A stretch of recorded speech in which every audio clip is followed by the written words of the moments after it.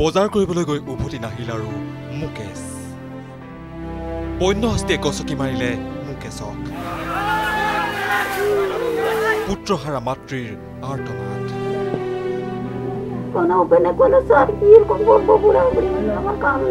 সপোনৰ ঘৰখন তছ নছ কৰিলে বন্য হস্তীয়ে চকু পানীৰ বাদে আন একো নাই এই মহিলাগৰাকীৰ ওচৰত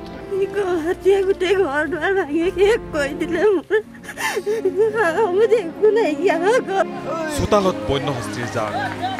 তলে তলে আহিছে হাতীৰ পাৰ খাদ্য বিচাৰি চলাইছে তাণ্ডৱ চুৰমাৰ কৰিছে বাসগৃহ ৰাইজৰ বাবে এৰি গৈছে কেৱল ধ্বংসস্তূপ আৰু হেমেকা চকুলো নুমলীগড়ৰ প্ৰায় সংখ্যক ঘৰতেই এতিয়া কান্দোনৰ ৰোল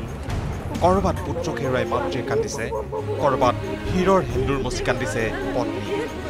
বজাৰ কৰিবলৈ গৈ মুকেশেও ঘৰলৈ উভতাৰ পথতে হাতীৰ গছকত হেৰুৱালে প্ৰাণ বৃদ্ধ পিতৃ মাতৃ এতিয়া কি কৰিব এই মহিলাগৰাকীৰ ঘৰ ভাঙি পেলালে বন্য হস্তীয়ে নতুনকৈ এখন ঘৰ তেওঁ কেনেকৈ সাজিব ৰাজ্যত এটা ব্যাগুম বন বিভাগ আছে সেয়া এওঁলোকেও জানে কিন্তু খবৰ দিলেও নাহে বন বিভাগ বালু পয়সা খুঁজি যাবে কিন্তু কাঠ ফাড়িছে তো তাতে যাবে বালু গাড়ি ঠেকবে তাতে পাশে পাবে আমার জঙ্গলি জায়গা হলে কাহা পয়সা পাবে আমি কেলে ফরেষ্টরক মাতিলে ফরেষ্টর হুনকালে নাহে কিন্তু ডিউটি নিদিয়ে মাতিলেও নাহে ফোন কৰিলেও কেতিয়াবা কয় কি আমি আমুক জায়গাত আছো বুলি কয় সাংবাদিকৰ প্ৰশ্নৰ উত্তৰত পিছে বকিয়াল খণ্ড বিষয়াই দিলে গাহেৰা মন্তব্য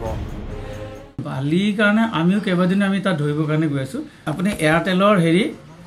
একচুয়ালি খুবেই নেটৱৰ্কটো বেয়া না এটো আমাৰ অভিযোগ নহয় এটো ৰাইজৰ অভিযোগ নহয় ৰাইজেটো কৰিবই ধক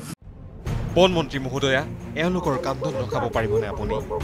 বন বিভাগে ৰক্ষণাবেক্ষণ নিদিলে এওঁলোকক বন্য হস্তীৰ উপদ্ৰৱৰ পৰা কোনে ৰক্ষা কৰিব নুমলীগড়ৰ পৰা Pranabjyoti Saikia news 18 Assam north east